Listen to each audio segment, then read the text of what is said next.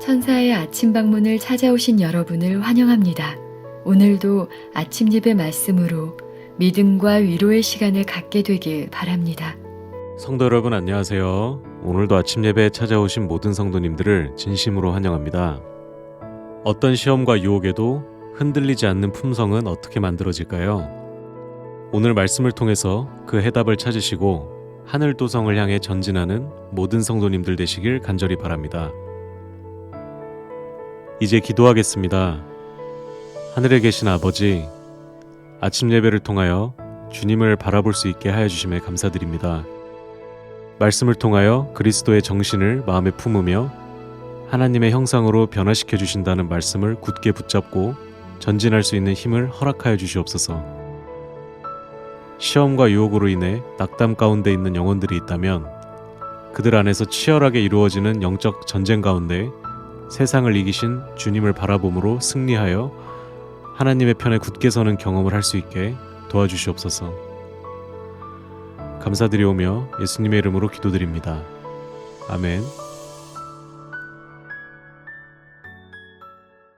안녕하십니까 성도 여러분. 오늘 아침에도 한국과 여러 곳에서 또 말씀을 찾아서 이렇게 와주셔서 감사합니다. 오늘도 주께서 주시는 말씀으로 생명을 얻고 하루를 시작하게 되길 바랍니다. 우리 각 사람에게 깃발이 있습니다. 그 사람이 들고 있는 깃발을 보면은 그 사람이 가장 중요하게 생각하는 것이 무엇인지 보입니다. 어떤 사람이 깃발에는 돈이 그려져 있겠죠. 또 어떤 사람의 깃발에는 성공이 그려져 있을 것입니다. 또 어떤 사람은 깃발을 분명하게 들고 있고 어떤 사람의 깃발은 높이 들지 않아서 잘 보이지 않을 수 있을 것입니다. 성도 여러분, 저와 여러분이 들고 있는 깃발에는 무엇이 그려져 있을까요? 우리가 얼마나 주님을 사랑하고 그분의 말씀에 충성하는지가 우리의 깃발에 새겨져 있어야 하는 것입니다. 그리고 그 깃발을 높이 들고 전진해야 하는 것입니다. 자, 오늘 본문 성경절 보겠습니다. 이사야 62장 10절입니다. 성문으로 나아가라. 나아가라. 백성의 길을 예비하라. 대로를 수축하고 수축하라. 도를 제하라. 만민을 위하여 깃발을 들라. 자, 만민을 위해서 깃발을 들라고 했습니다. 내가 믿는 것이 무엇인지 만민에게, 사람들에게 보여주라는 것입니다.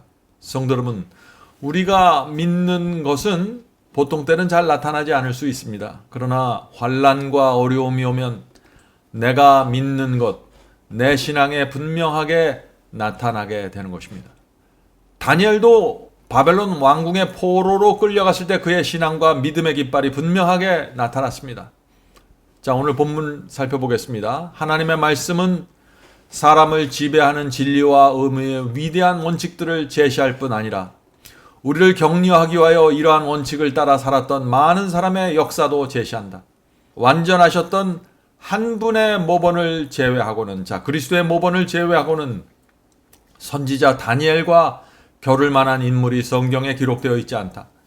다니엘은 청년 시절에 왕국의 모든 유혹에 노출되었으나 그는 불굴의 성실성으로 열렬한 헌신을 다했다. 사탄의 무서운 시험을 당했지만 그의 품성은 흔들리지 않았으며 태도에 변함이 없었다.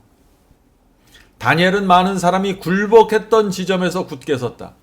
그는 많은 사람이 거짓되었던 지점에 진실하였으며 연약했던 지점에서도 강하였다. 다니엘은 레바논의 고결한 백항목이었다.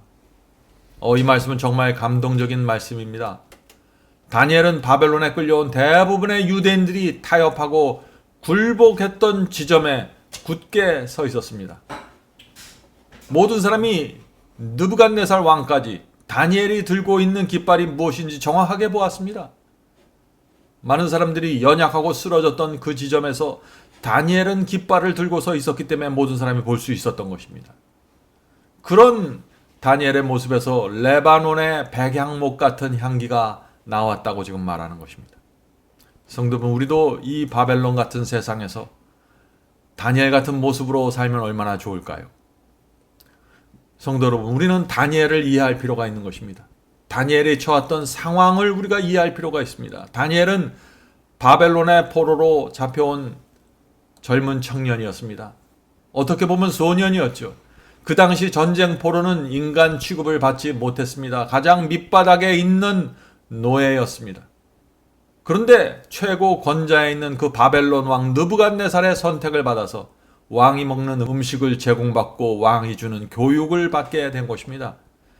세상적인 눈으로 봤을 때 그것은 절호의 기회이고 특권이었습니다.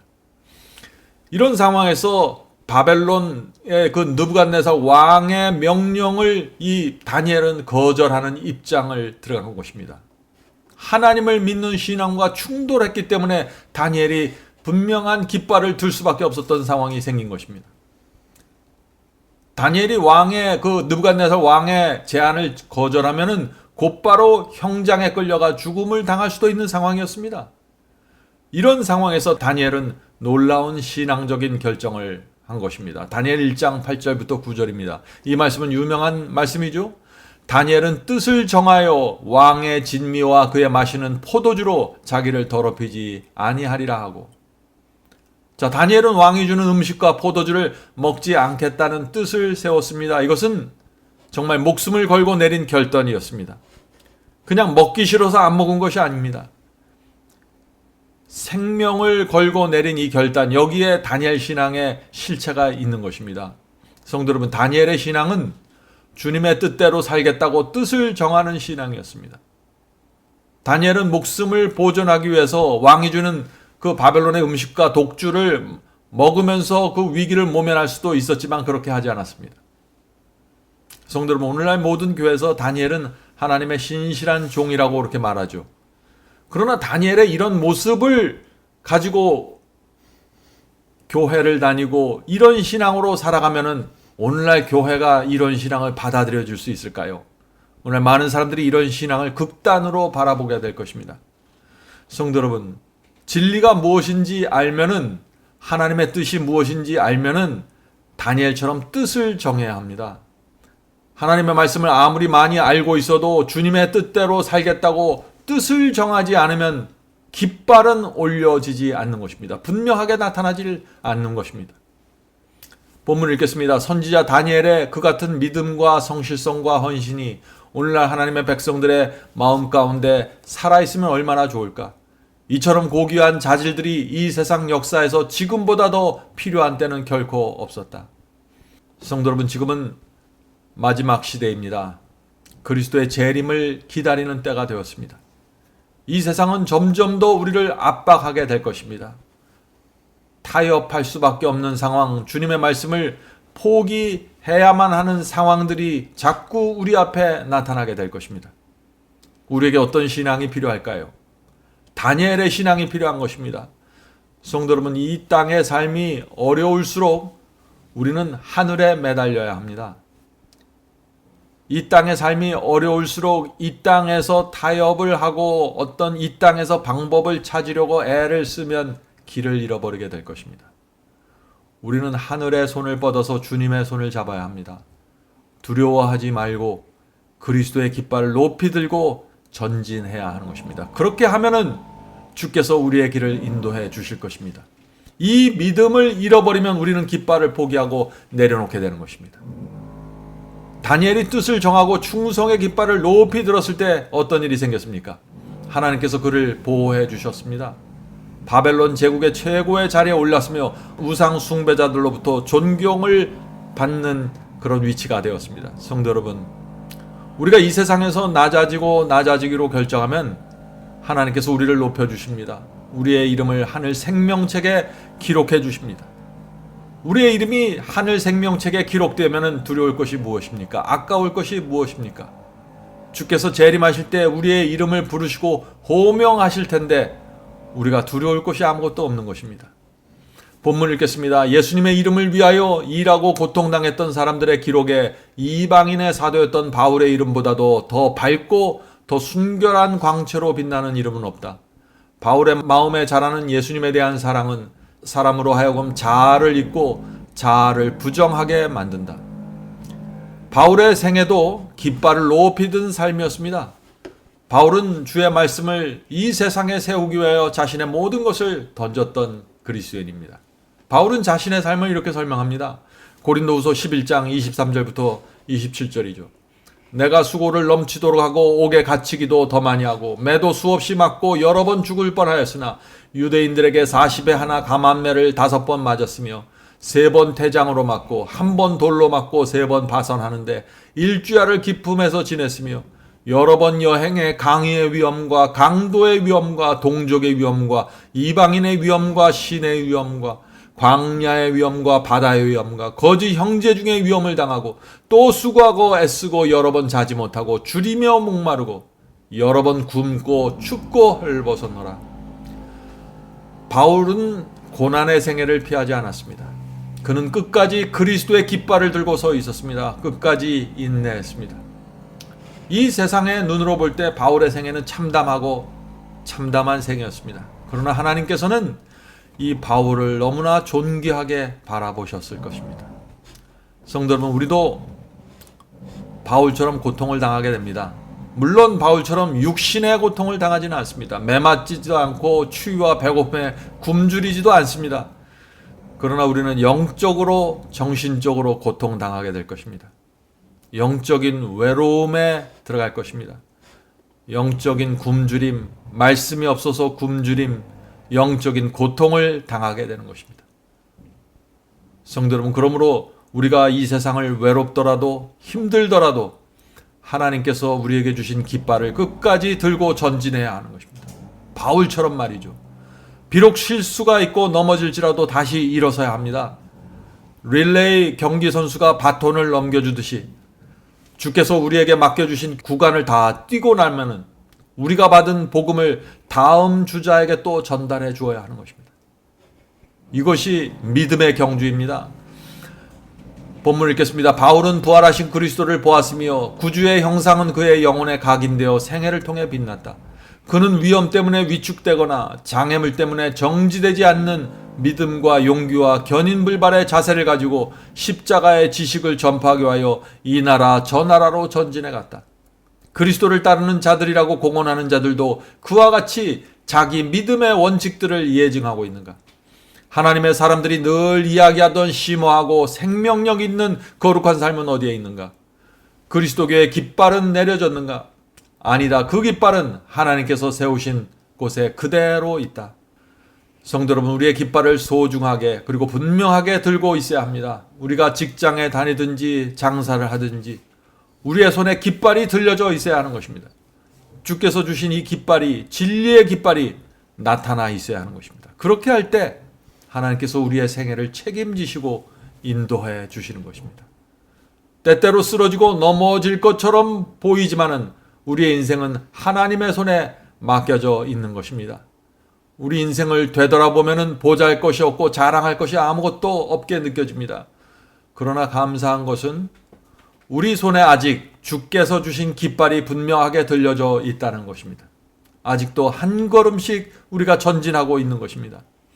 바울이나 다니엘과 비교하면 너무나 부족하지만 주께서 우리에게 맡겨주신 구간을 끝까지 완주해야 하는 것입니다. 자, 마지막 문단을 읽겠습니다. 지나간 세대의 거룩한 사람들은 그리스도를 위하여 모든 것을 포기하고 그분의 정신을 품으며 그분의 모본을 닮으라는 요구를 받았다.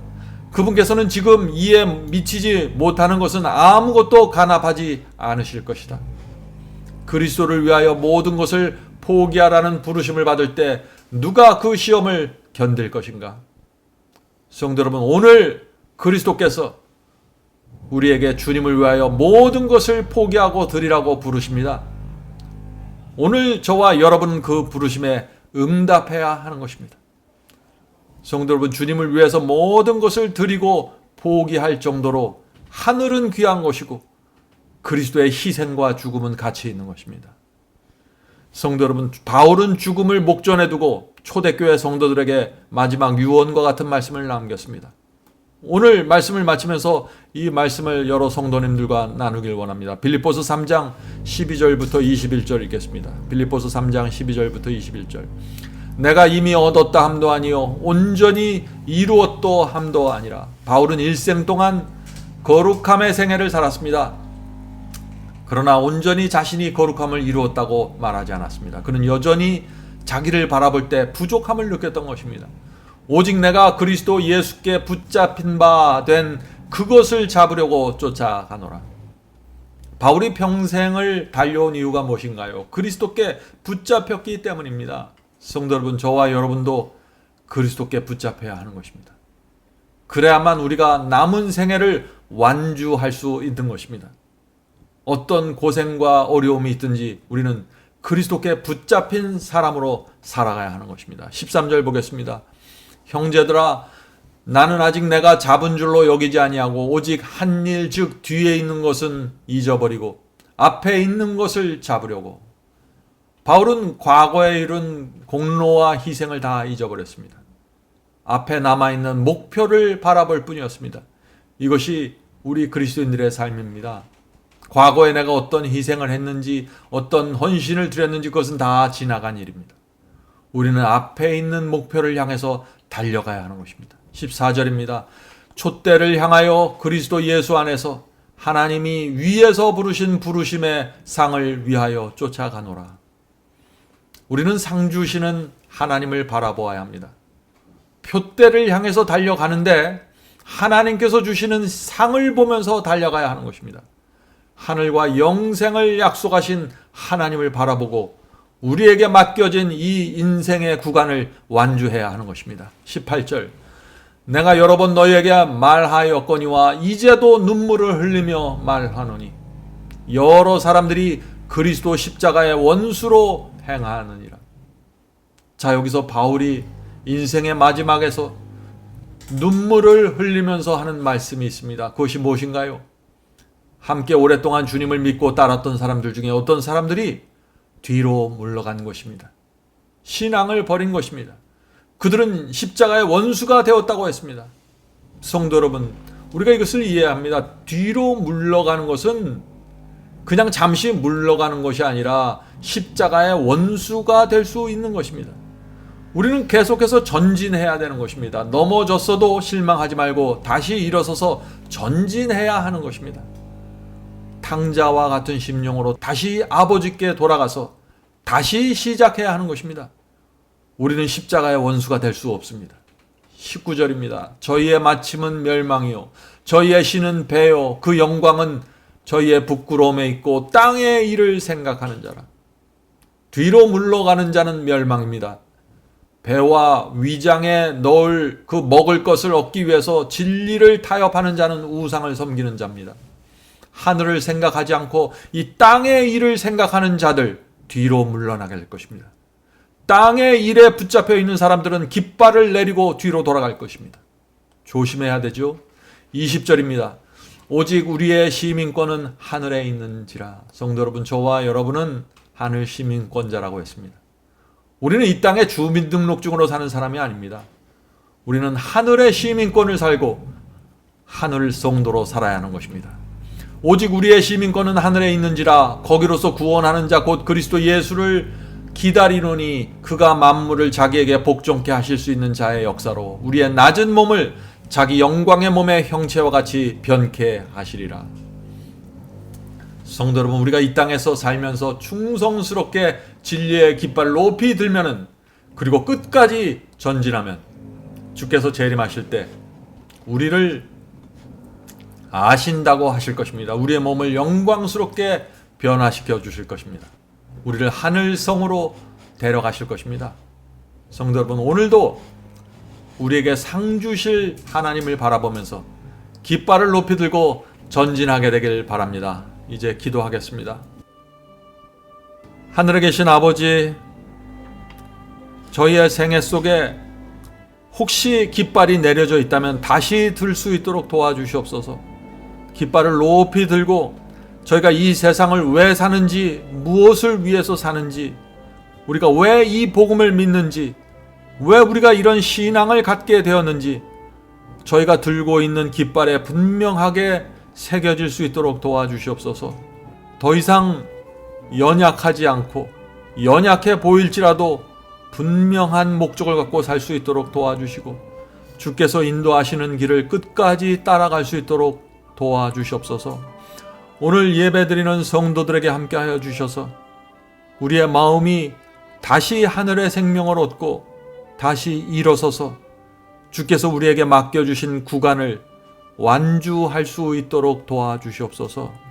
하늘에 계신 아버지, 오늘 말씀을 찾아온 성도들에게 함께하여 주시고 아침마다 나누는 이 말씀을 통하여 저희의 생애가 변화되고 무너져 있던 신앙이 세워질 수 있도록 도와주시옵소서. 예수님의 이름으로 간절하게 기도드립니다. 아멘.